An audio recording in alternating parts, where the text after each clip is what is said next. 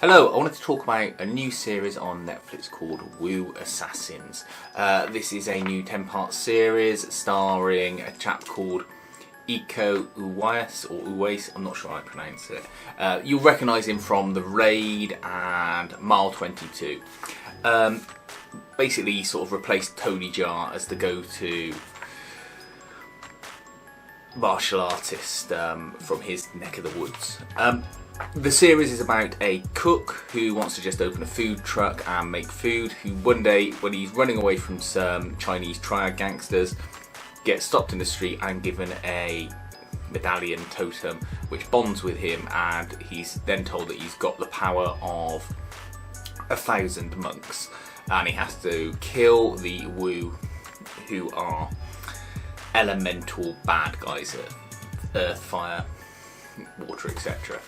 And the one we know about in the series right from the off is the Fire Wu, who is played by the same guy that played Ryu in Street Fighter.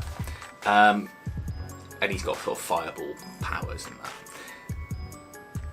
The series has got good martial arts sequences in it. They're, enjoyable to watch and well edited.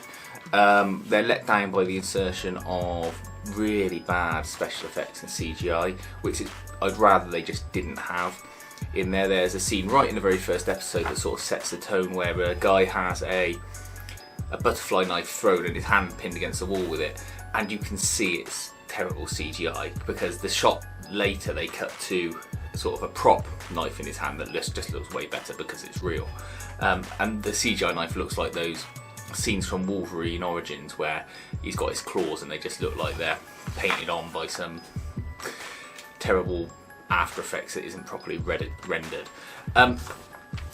So they stick out like a sore thumb, but the actual story itself is sort of a cheesy B-movie plot that, if you're into martial arts films and shows, you can sort of get on board with and just follow, because it's got plenty of action in that. It's not shot in a sort of televisual style. It sits somewhere between a sort of straight to DVD movie and film quality. Every now and then it sort of dips in and out of quality depending on what the setting is and what the scene is. It's quite violent. There's scenes where people are just getting shot point blank in the head and chest and that. And there's good sort of bone breaking moves all the way through the series. They don't shy away from this guy's hurting people. And that's always satisfying in a martial arts film. There's nothing worse when people just sort of get hit and then do and they just fall back. You want to see moves working as they're intended to, because it just adds sort of gravitas to the moves. With his powers, he gets to use the faces of the 1,000 monks, meaning that if he wants to disguise, he can sort of appear as one of the monks instead of himself, so people never tie him to any of the events. One of the monks that's featured in it more prominently is Mark Dacascos, who is one of my favourite martial arts actors. He's got a shaved head in this because he's a monk, and it just makes him look like a bit of a tortoise. But having said that, it works well. You cut sometimes between the main guy fighting and the monks fighting. I wish they'd do it a little bit more, because I think it just adds variety to the combat. But it's just, that's a choice for the director, I suppose, and maybe something they can deal with in a second series if they get one. There's also a female character who's really stand out from the series, and it's a girl from Vikings called Catherine Winnick. She has got her own sort of black belts, etc. in martial arts, and she gets to show off her fighting in this.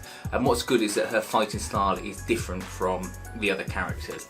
She has a very distinctive style, and in one of the first episodes, I think it's either episode 2 or 3, has a fight in a junkyard, and you can see her style focuses on pulling people's legs out and sort of avoiding rather than using brute force to take people down.